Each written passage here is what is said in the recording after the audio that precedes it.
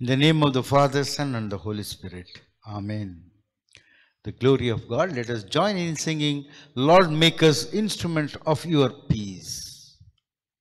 Lord, make us instruments of your peace. Where there is hatred, let your love increase.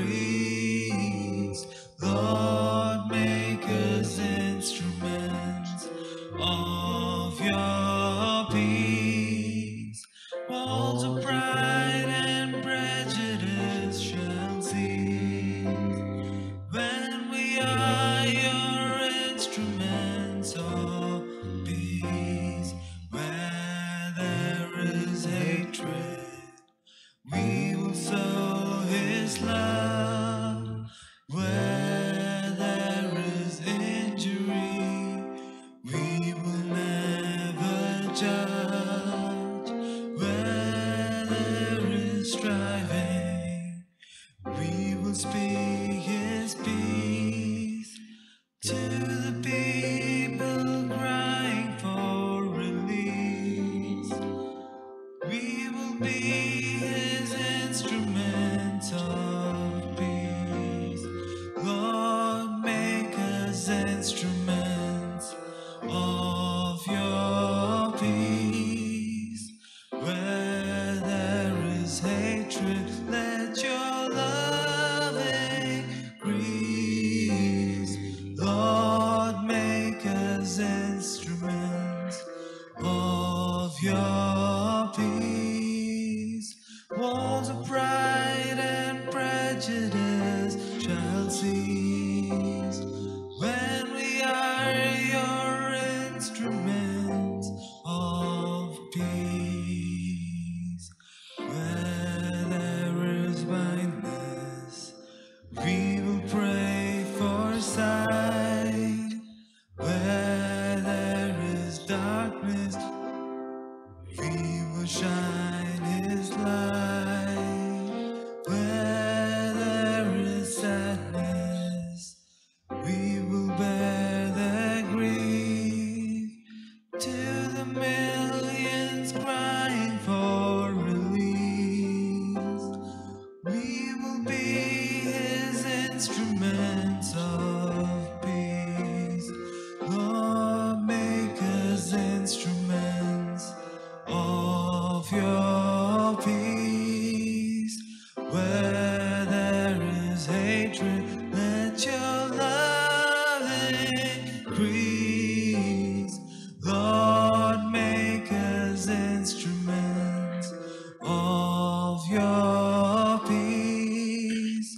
Walls of pride and prejudice shall cease when we are your instruments of peace. God is spirit, and those who worship Him must worship in spirit and truth. To the glory of God, let us join in singing hymn, How Sweet the Name of Jesus Sounds.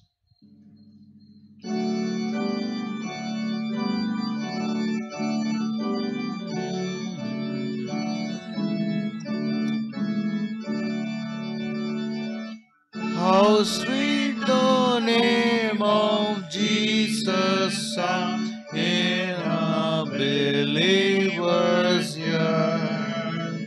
It soothes our sorrows, heals our wounds, and drives away our fear. It makes the wounded spirit whole and calms the troubled breast. 'Tis manna to the hungry soul and to the weary rest. Jesus, my Savior, Shepherd, friend, my prophet, priest and king, my Lord, my life, my wing, my end, accept the praise I bring.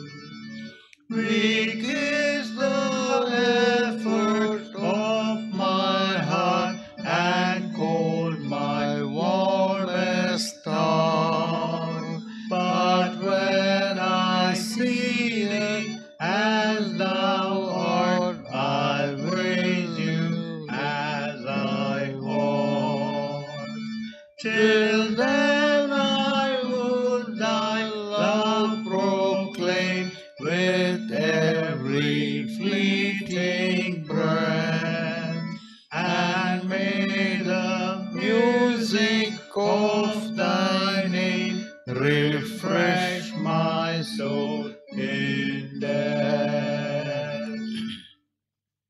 We'll follow second order of worship, adoration of the Trinity. Adoration of the Trinity. Holy, holy, holy, Lord God of hosts, heaven and earth are full of your glory. Glory be to you, O Lord Most High. Blessed is he who has come and is come in the name of the Lord. Hosanna in the highest. Holy are you, O God. Holy are you, O God. Holy are you, O Almighty. Holy are you, O Almighty. Holy are you, O Immortal. Holy are you, O Immortal. Our Lord, our Redeemer, who was crucified for us, have mercy upon us. O Lord, our Redeemer, who was crucified for us, have mercy upon us. O Lord, Holy Spirit, have mercy upon us. O Lord, Holy Spirit, have mercy upon us. O Lord, accept our prayers and praise and have mercy upon us. O Lord, have compassion and mercy upon us. Let us confess our sins. If we say we have no sin, we deceive ourselves, and the truth is not in us. If we confess our sins, he who is faithful and just will forgive us our sins and cleanse us from all unrighteousness. The time is fulfilled, and the kingdom of God has come near. Repent and believe in the good news. For we do not have a high priest who is unable to sympathize with our weaknesses, but we have one who is in every respect has been tested as we are, yet without sin. Let us therefore kneel and examine ourselves in silence. Let us humbly confess our sins to the Lord Almighty God. Let us say the prayer together. Almighty and most merciful God, we have erred and strayed from your ways like lost sheep. We have followed too much the devices and desires of our hearts. We have offended against your holy laws. We have left undone those things which we should have done, and we have done those things which we should not have done. And there is no health in us. But you, O Lord, have mercy upon us, miserable offenders. Spare them, O God, who confess their faults. Restore them that we are penitent according to your promises declared to humankind in Jesus Christ our Lord, and grant, O most merciful God, for his sake, that we may hereafter live a godly, righteous, and just life, to the glory of your holy name. Amen.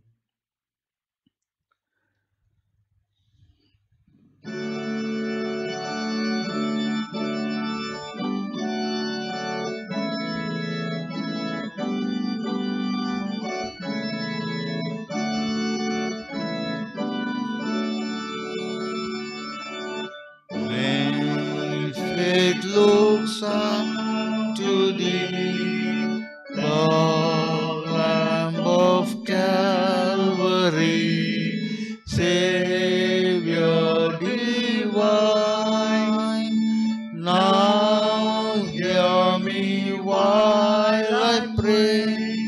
Take all my guilt away. Oh, let me from this day be wholly thine.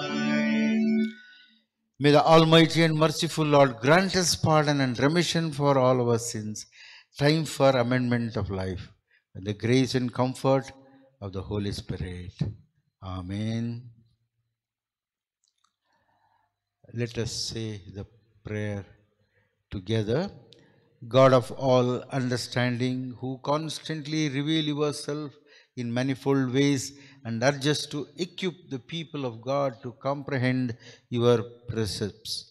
Help us to impress the scriptures on our children, talk about them when we sit at home and when we walk along the road, when we lie down and when we get up, so that they would hear the word and do them and be like the person who built his house upon the rock, through Jesus Christ, who lives and reigns with you and the Holy Spirit, one God, now and forevermore.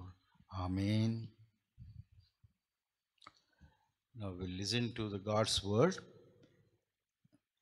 First lesson is taken from the book of Deuteronomy,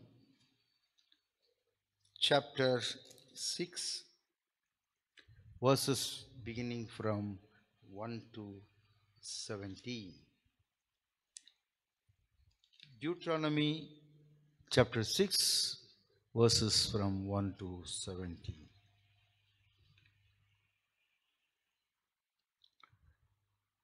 These are all the laws that the Lord your God commanded me to teach you.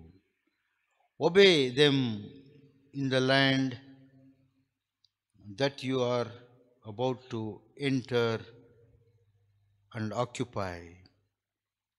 As long as you live, you and your descendants are to honor the Lord your God and obey all his laws that I am giving you, so that you may live in that land a long time.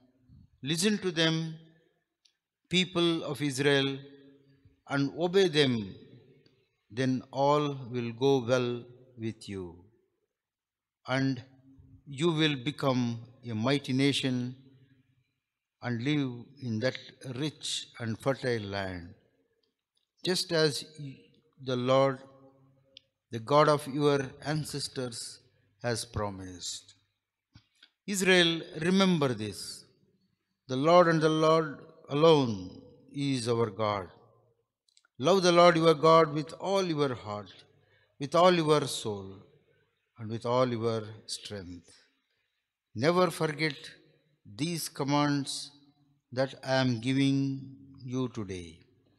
Teach them to your children, repeat them and you are at home and when you are away, when you are resting and when you are working.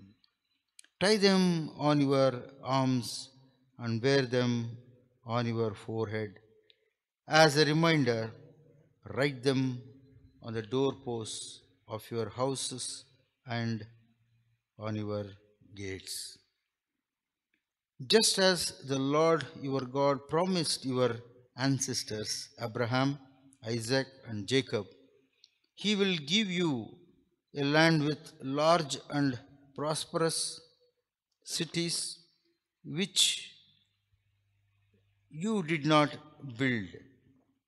The house will be full of good things which you did not put in them, and there will be wells that you did not dig, and vineyards and olive orchards that you did not plant. When the Lord brings you into this land and you have all you want to eat, make certain that you do not forget the Lord and rescue you, who rescue you from Egypt, where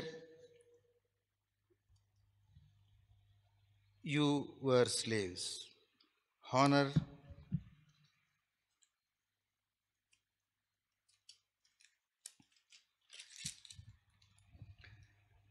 the Lord your God, worship only him, and make your promises in his name alone. Do not worship other gods, any of the gods of the people around you. If you do worship their other gods, the Lord's anger will come against you like fire and will destroy you completely, because the Lord your God, who is present with you, tolerate no rivals.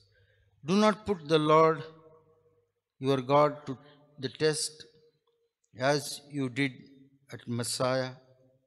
Be sure that you obey all the laws that he has given you. Here ends the reading. Praise be to thee, O Christ. The second lesson is taken from the book of Paul's letter to Ephesians.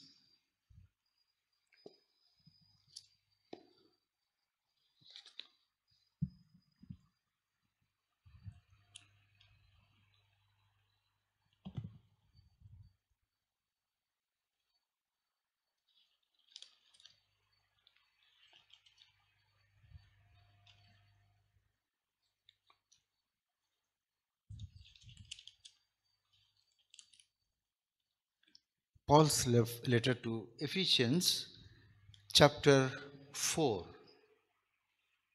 verses from 7 to 16. Ephesians, chapter 4, verses from 7 to 16.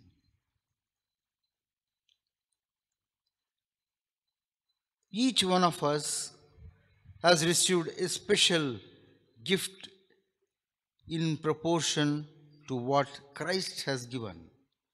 As the scripture says, when we went up to the very heights, he took many captives with him. He gave gifts to mankind. Now, what does he went up mean? It means that first he came down to the lowest depth of the earth. So the one who came down is the same one who went up above and beyond the heavens to fill the whole universe with his presence. It was he who gave gifts to mankind. He appointed some to the apostles, others to be prophets, others to be evangelists, others to be pastors and teachers. He did this to prepare all God's people for the work of the Christian service in order to build up the body of Christ. And so, we shall all come together to that oneness in our faith and in our knowledge of the Son of God. We shall become mature people, reaching to the very height of Christ's full stature.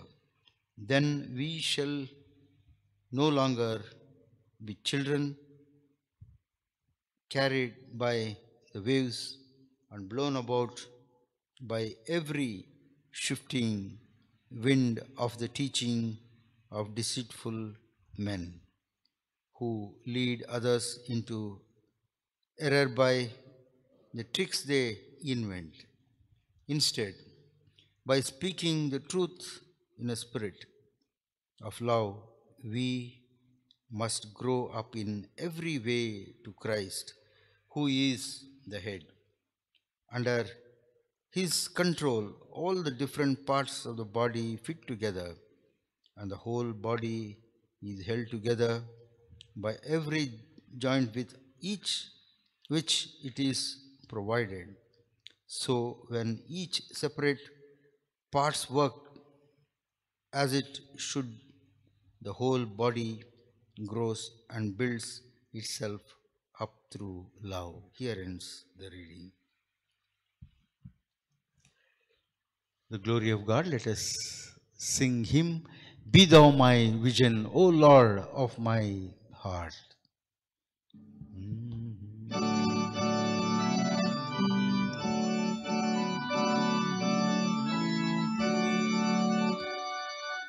Be Thou my vision, O Lord of my heart, nor be all else to me save that Thou art. Thou my best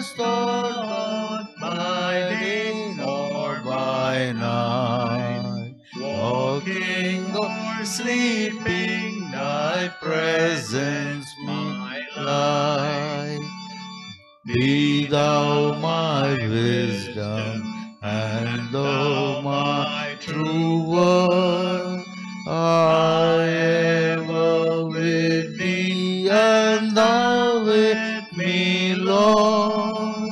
Thou my great Father, I thy true Son. Thou in me dwelling, and I with thee one. Riches I heed not, nor man's empty gain. Thou mine inheritance now and always. Thou and thou only first in my heart. High King of heaven, my treasure thou art. High King of heaven, my victory won. May I reach heaven's joy, O bright and sun. Heart of my own heart, no ever fall. Still be my vision, O ruler of all. Listen to the third reading from Gospel. Gospel according to St. Matthew, chapter 7, verses from 24 to 29.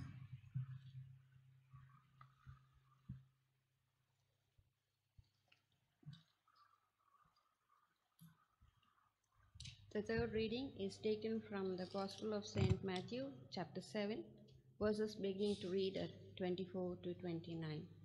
The wise and foolish builders. Therefore, everyone who hears these words of mine and puts them into practice is like a wise man who built his house on the rock.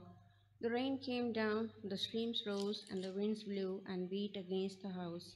Yet it did not fall, because it had its foundation on the rock. But everyone who hears his words of mine and does not put them into practice is like a foolish man who built his house on sand. The rain came down, the streams rose, and the winds blew and beat against that house, that it fell with a great crash. When Jesus had finished saying these things, the crowds were amazed at his teaching, because he taught as one who had authority and not as teachers of the law. Here ends the reading. Thanks be Praise to be to thee, thee, O Christ. So, preparation, let us sing, Master, speak, thy servant heareth.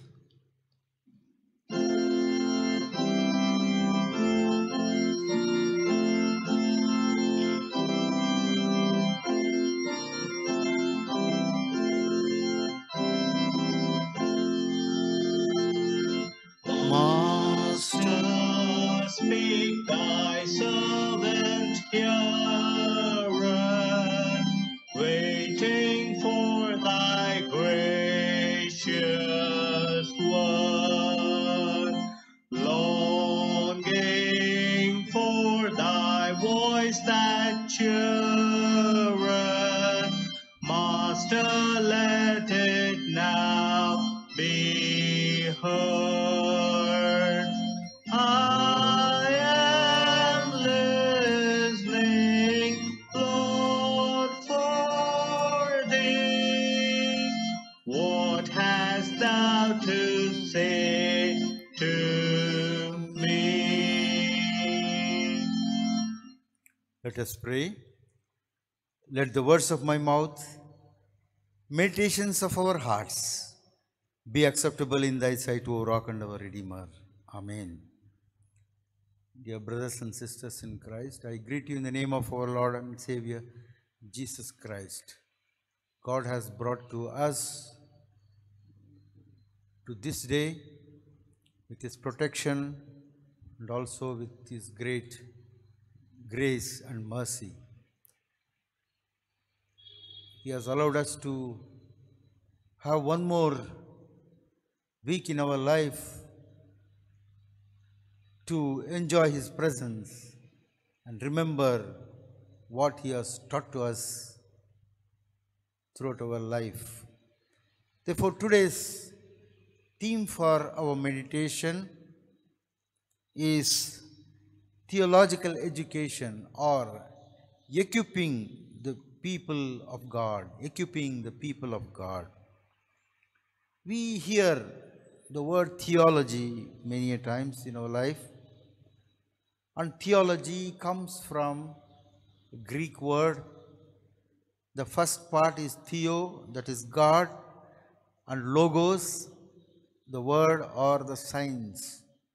So theology is learning God's word, and also it is a preparation to understand the manifold characters of great God, to know more about God, and is also God in the subject called theology.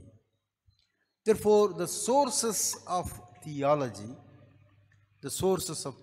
from where it comes. From the Bible, we have revelations. God speaking to us, barit, means God speaks to us from time to time.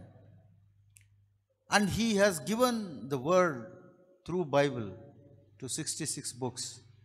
Catholics also add some more books. But here, this book comes as revelation from God. God reveals.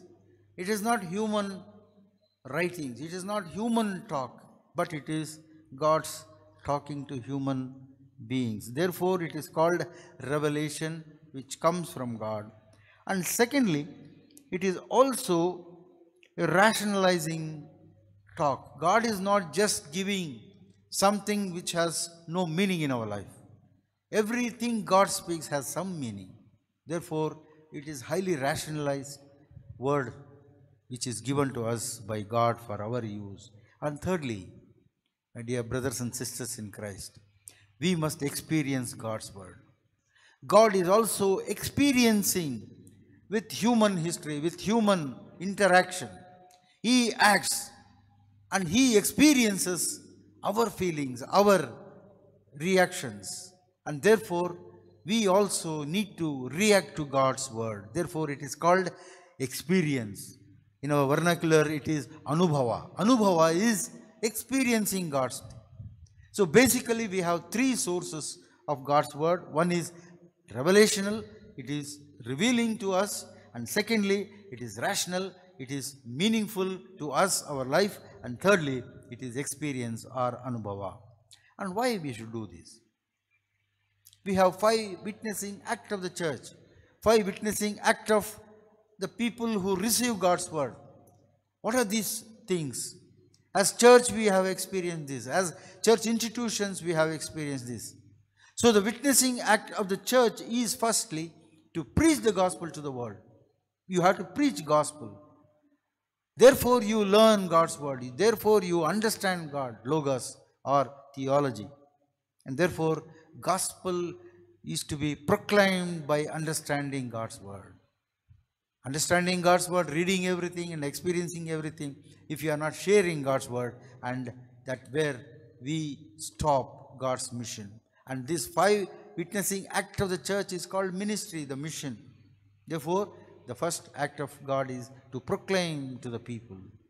And today we are not in a position to proclaim except through our social media or through the electronic media. But today, dear brothers and sisters in Christ, the form has changed, but the content is same. God is same. God to human beings is same.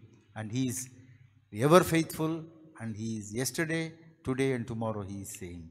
Therefore, gospel or the love of God should be shared to others. Secondly, we have Christian education. That's how the church grows. You have Sunday school from the beginning. Parents send their children to Sunday schools every Sunday now. In post-COVID or during COVID, we have classes from 10:30 to 11 o'clock. We have classes online for children. So Christian education starts from reading the Bible, teaching the Bible. Therefore, Christian education puts people into maturity and they will understand more about God. It is not just chanting the words, it is to understand. It is to understand what is there in the gospel. When that Ethiopian comes to Jerusalem and he passes through that area, Philip follows him and he was reading Isaiah chapter 53, which was very difficult for him to understand. Jews can understand, but not a Gentile like Ethiopian. He reads that and he is upset because that conveys no message for him. Therefore, God sends Philip, the disciple, and he goes there and he inquires about that person who was reading Isaiah chapter 53. And he clarifies that with the event of Jesus, the salvation, the grace, why sacrifice, why God gave his only son to the salvation of humankind. So he explains Isaiah chapter 53, and thereby that Ethiopian is saved and he takes baptism. Thirdly, worship. Worship is also a discipline. Worship is also an experience of God's people who experience corporately, who experience individually. Therefore, worship needs a clear understanding why we worship God. In worship, we have different stages. The first one begins with praising God, thanking God. Secondly comes, we have to confess our sins. We need to confess our sins. We need to be sure that our sins are forgiven by God, by Jesus. Therefore, worship has many parts like praising God, giving praises to God. Secondly, we confess our sins. And thirdly, we hear God's word. We hear God's word to renew our spirit, to renew our life. Therefore, God's word should be taught very clearly. And fourthly, we experience the unity of people with God. The unity is not just people's unity. It's not denominational unity. It is the unity of spirit and truth with God. Therefore, in worship, in our corporate church life, we experience the unity of God. And fourthly, after having all this experience, church becomes a power room, or church becomes a transforming room. Therefore, people who participate in all these 5 witnessing acts of the church, now they go out and serve God, serve their neighbors, and then preach the grace and salvation of God. Therefore, my dear brothers and sisters in Christ, Psalmist in 119 verse 174, he says that he is delighted in God's word. He is delighted in God's word. It's very important. We need to be happy about God's word.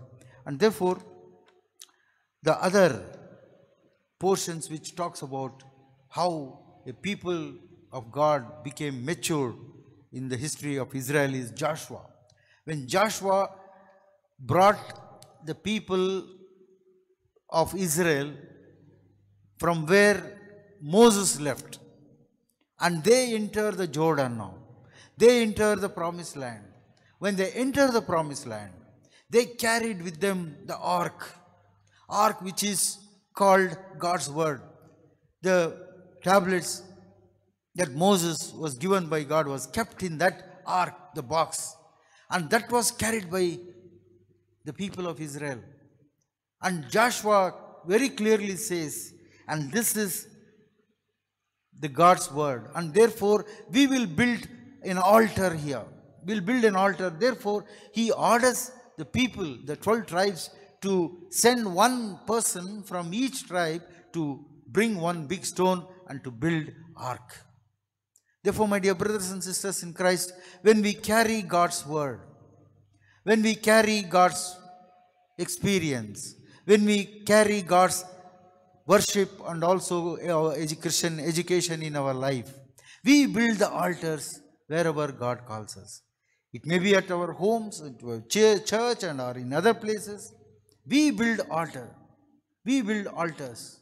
Therefore, here the symbolically, the book of Joshua talks about that. Joshua chapter 4, it talks about building an ark, building a altar. Altar where you sacrifice for God. You understand the sacrifices of God. Therefore, we need to have an ark, that is Bible given to us. Bible to us, and this becomes our starting point in worship. And thirdly, theological education according to St. Paul is that he writes to Timothy, 2 Timothy chapter 6 and 6 onwards, he says, always be clear about the teachings, the doctrines. He says, aware of the false doctrines. Therefore, we need to understand what is God's science, God's theology, God's word. We need to understand, otherwise we will not discern what is right and what is wrong. Today we have deceptions everywhere. People teach differently. When people teach right words, people confuse. That's the stage we have reached. Because many of the congregation members, they don't read Bible. That's the problem. They don't understand God's word. At least God has given time for us to understand this. Otherwise, we will hear all misinterpreted doctrines and themes in our end times. Because that is one of the signs of the end times. Therefore, we need to be rooted in God's word. Therefore, we ourselves should read the Bible very clearly every day. You must make it a habit. And therefore, we have unhealthy interest of the people in preaching also. People may preach for so many reasons. But God's word comes through the right teachers. Therefore, it is the God who reveals the truth to his people. Therefore, we need to be aware of that. And therefore, in every situation, godliness with the context is very important. We need to have our godliness to the context. We have to reflect our God's word and our experiences according to the context. The world is not the same always. World is changing. But God's word will not change. God's ethics will not change. God's morality will not change. God's holiness will not change. It is constant. Therefore, dear brothers and sisters in Christ, situation may change our attitude towards God. And he says in Timothy, flee from sin. This is one of the major issues why we should learn theology. It talks about sin. It talks about how to come out of sin, how to escape from the wages of sin, that is death. So this is something greater height you have to go and learn from Bible, that we need to be alert about the sin. And Paul says, run your race. We need to have a constant exercise in our life. To run the race, we need to carry Bible. We need to carry God's word. God's word is the only thing which encourages you, which will give some boost to your life so that you can run your race what God has given to you. Therefore, that is very important. Now, coming to the lesson read to us from the Deuteronomy chapter 6, it says that God is releasing these people from the bondage of 400 years. And these people had no rest. They never knew God. They never knew that there was a concept called Sabbath, to rest, to cease their work. And here God calls them to worship God for 40 years in wilderness. For that they need not suffer. They need not work also. God has provided manna, the spiritual manna as well as the physical manna. That manna that came from God was nurturing their life, their spiritual life as well as their body.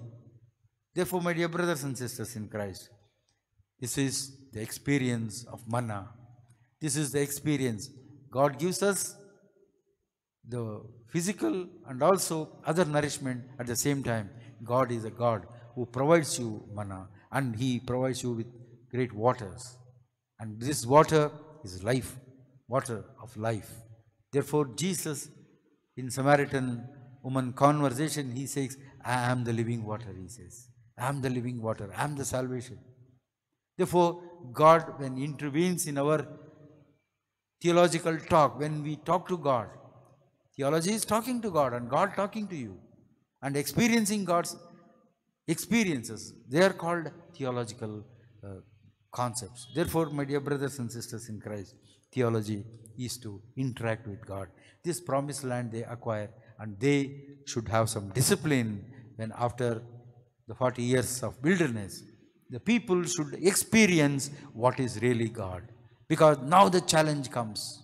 After 40 years of wilderness experience, God has provided everything. Now He is promising a promised land, which is much, much brighter than what they have experienced in Egypt and also in the wilderness.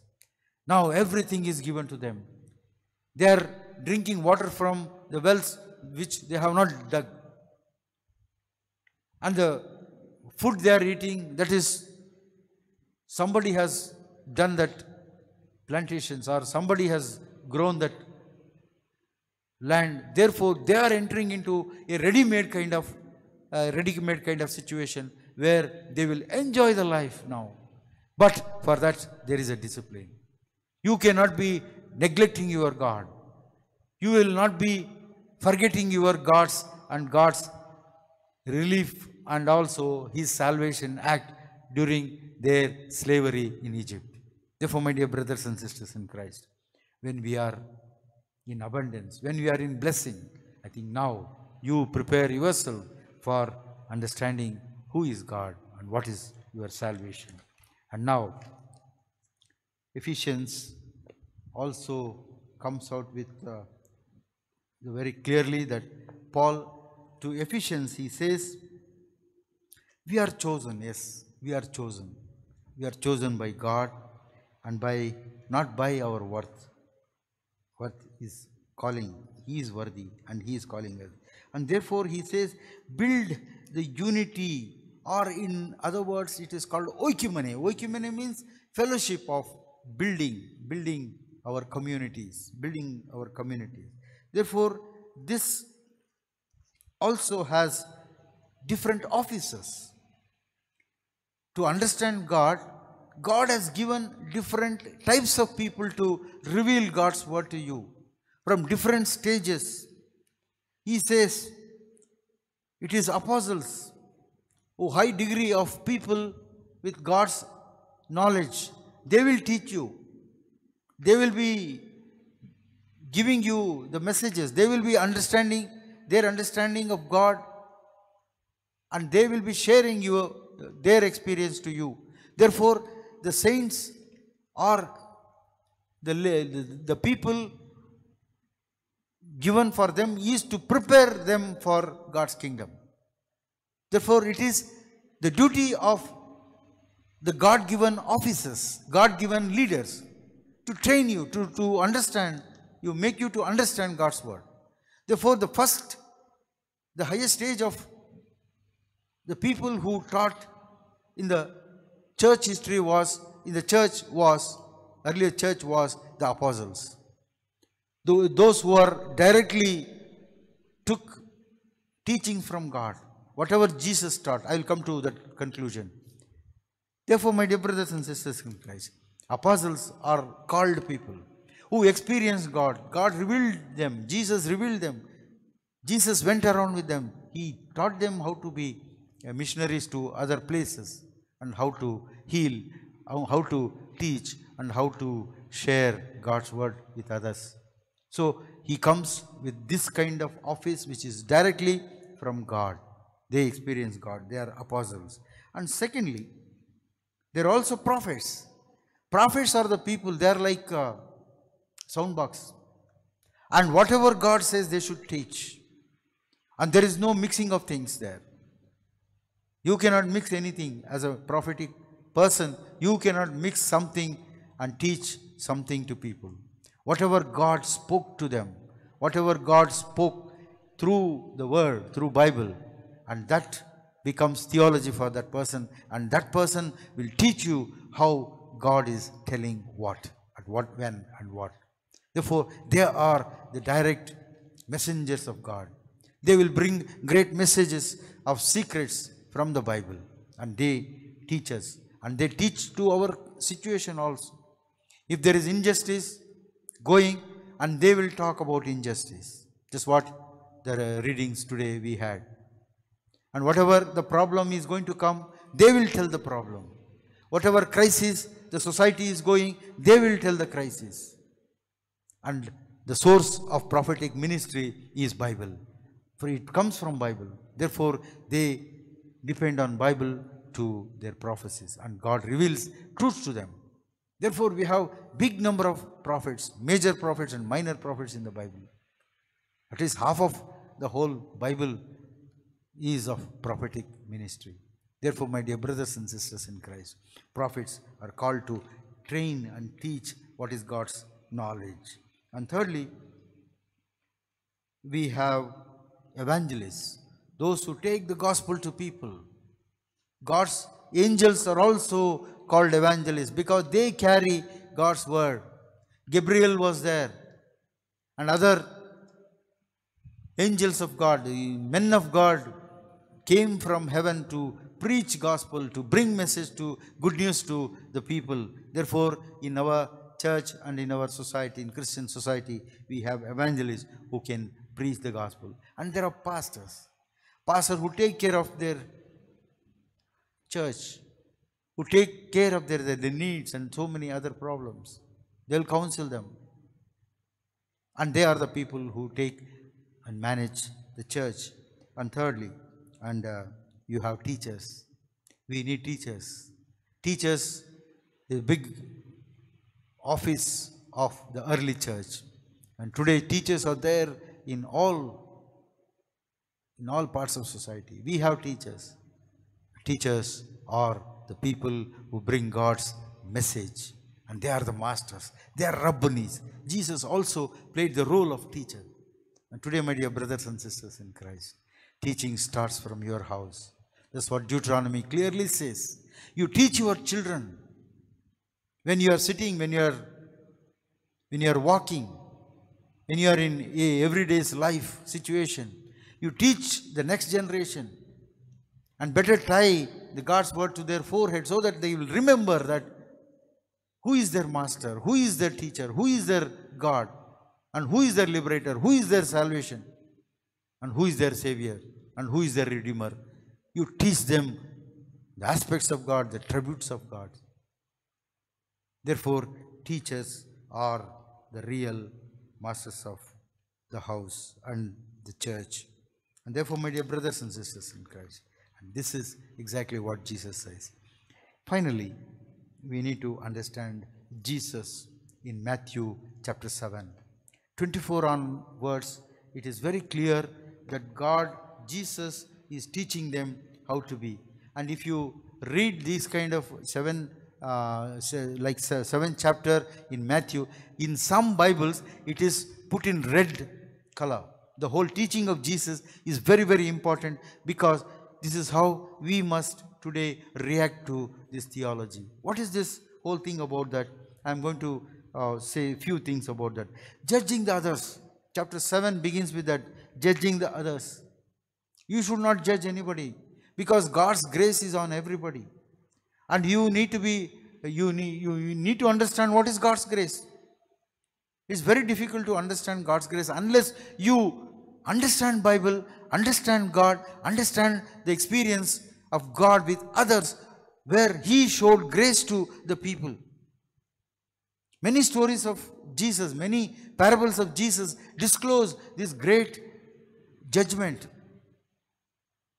And Jesus criticizes people who unnecessarily made judgments, because they don't understand what is God, God's theology, God's love, God's grace. These are all some of the topics we understand from theology. Therefore, before judging people, you better understand your God. Better understand your God's grace on you, God's grace on somebody. Therefore, judging others becomes a non-Christian ethics. Therefore, to understand God's ethics, we need to understand God's theology. And secondly, he says from 7 onwards, it says, ask and you seek, and knock, he says, you will be open. You will get something from God. So, theology means to understand God, how to pray, how to make appeals to God, and how saints of God, the people, the lay people of God who worship, who pray, and then who take ministry seriously, how to train them, how to train to ask God, how to pray to God, and how to seek things from, blessings from God. These are some of the issues. And thirdly, you have the narrow gate and the wide gate. Some of us, we make things very narrow to some people. We make sometime our gates very wide open. We don't listen good and bad. We allow everybody to enter into broader gates, and also we narrow it to some people. Therefore, church is there to make God's way very clearly. Therefore, we have tree and the fruit. God will axe any tree which bears a spoiled fruit or a bad fruit. God doesn't tolerate. Therefore, the theology makes you to be fruitful in understanding God's whole idea. And also it says that God's judgment. God says, I never knew you. If you are a true worshipper of God, you are not just a person who visits your church, a person who comes to God's place every week, but you should become a disciple, a very fruitful one, and also a person who we can witness very strongly outside the church. And finally, my dear brothers and sisters in Christ, theology is for a good foundation.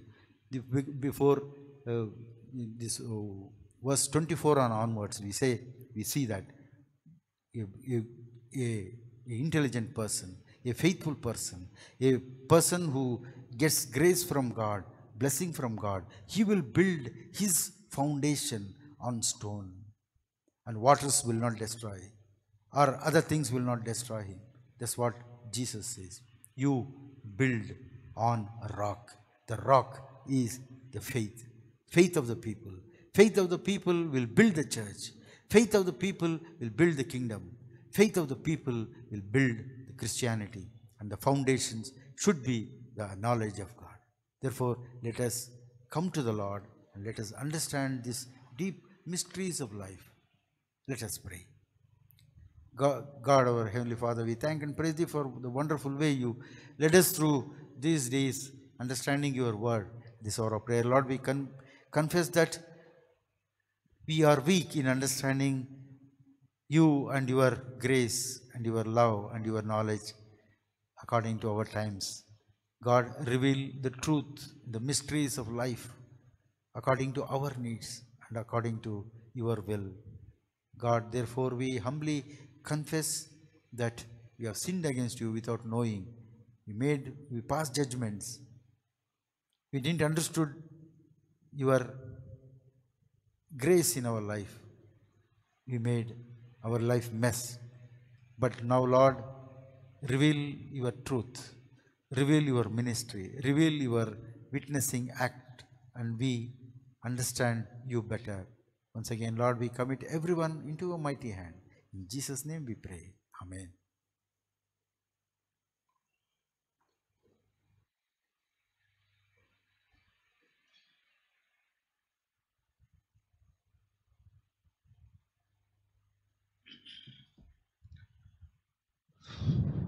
We'll affirm our faith in Apostles' Creed. I believe in God, the Father Almighty, creator of heaven and earth. I believe in Jesus Christ, God's only Son, our Lord, who was conceived by the Holy Spirit, born of the Virgin Mary, suffered under Pontius Pilate, was crucified, died, and buried. He descended to the dead. On the third day he rose again, ascended into heaven, seated at the right hand of the Father, and He will come to judge the living and the dead. I believe in Holy Spirit, the Holy Catholic Church, the communion of saints, forgiveness of sin, the resurrection of the body, and the life everlasting. Amen. I greet you in the name of our Lord and Savior Jesus Christ. Prayers are requested to the people who are celebrating their birthdays and also marriage anniversaries, and also requested for praying for children, especially the results which recently appeared, and we'll thank God in our prayers. Let us pray. God, our Heavenly Father, we come to your throne of grace with deep gratitude and thanks. Lord, as we celebrate life in the midst of lockdown situation, you are gracious to us and you are given abundant life to understand our context and our situation. At this hour of prayer, Lord, we commit those children who were successful in taking the promotion to the next class. At this hour of prayer, Lord, we pray that your continued blessings will be with them. Help them and make them to be your instruments through the education they undergo. Bless their parents. Bless all their efforts to teach their children and train their children in God's knowledge. At this hour of prayer, we commit both children and also our Sunday school, particularly, and also the parents who are struggling to bring their children up in their life through other educations. Bless them, Lord. At this hour of prayer, we pray for those who are celebrating their birthdays. Bless them abundantly. Give them new experiences, new knowledge, and also new experiences, and with your grace and salvation. At this hour of prayer, we also pray for those families who are celebrating their anniversaries. Bless their family and make every family an altar of God. Let the ark of God be with them all the time. Let them know the God through reading and meditating on God's word. At this hour of prayer, Lord, we commit all the families into your mighty hand. And especially we remember those who are sick and who have recovered from all the past weaknesses and other problems. At this hour of prayer, once again, Lord, we commit all of them into your mighty hand. Bless them, help them, and guide them, and give them your counsel. In Jesus' name we pray. Amen. Let us say Lord's Prayer together. Our Father, who art in heaven, hallowed be thy name. Thy kingdom come. Thy will be done in earth as it is in heaven. Give us this day our daily bread. Forgive our trespasses as we forgive those trespassers against us. Lead us not into temptation. Deliver us from evil. Thine is the kingdom, power, and the glory forever and ever. Amen. Our closing hymn is, O my comrades, see the signals waving in the sky.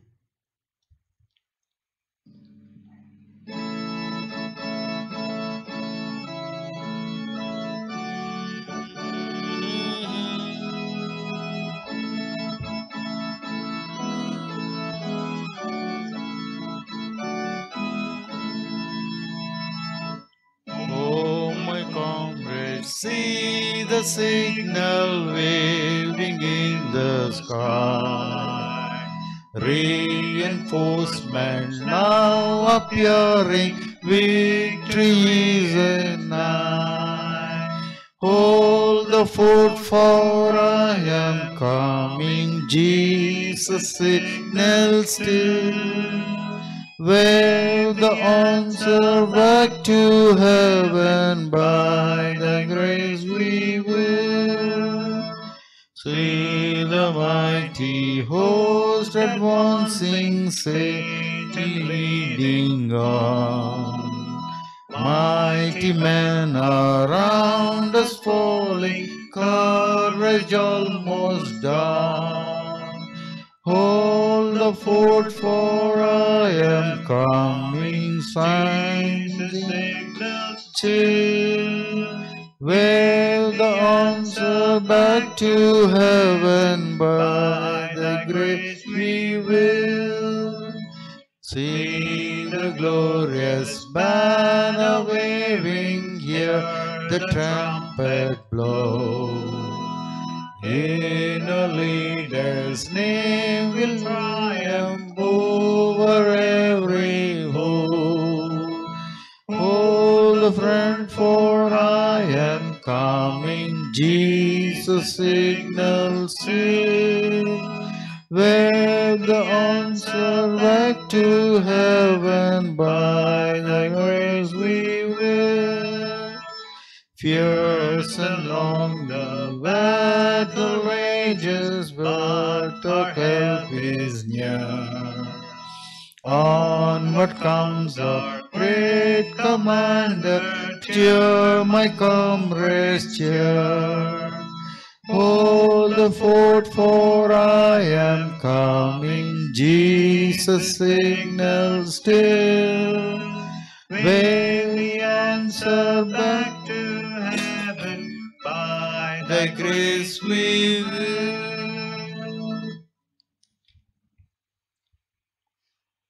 May the God of grace, who has called you to his eternal glory in Christ himself, restore, support, strengthen, and establish you.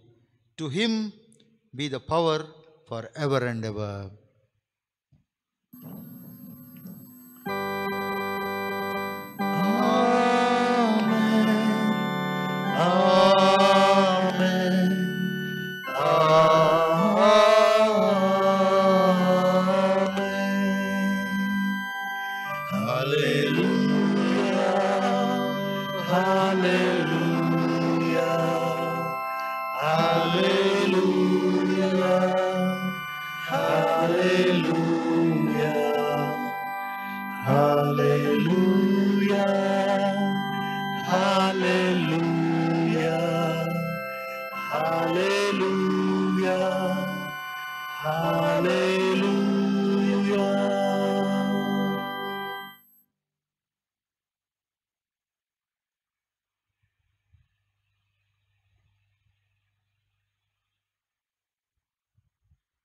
Lord, make us instruments of your peace.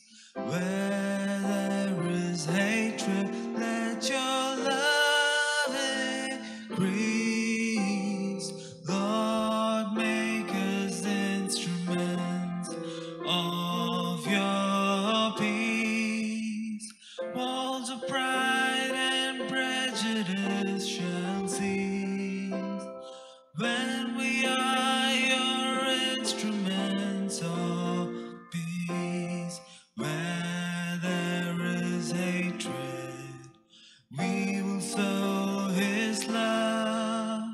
Where there is injury, we will never judge. Where there is striving, we will speak his peace to the people crying for release. We will be his instruments of peace. Lord, make us instruments of your peace.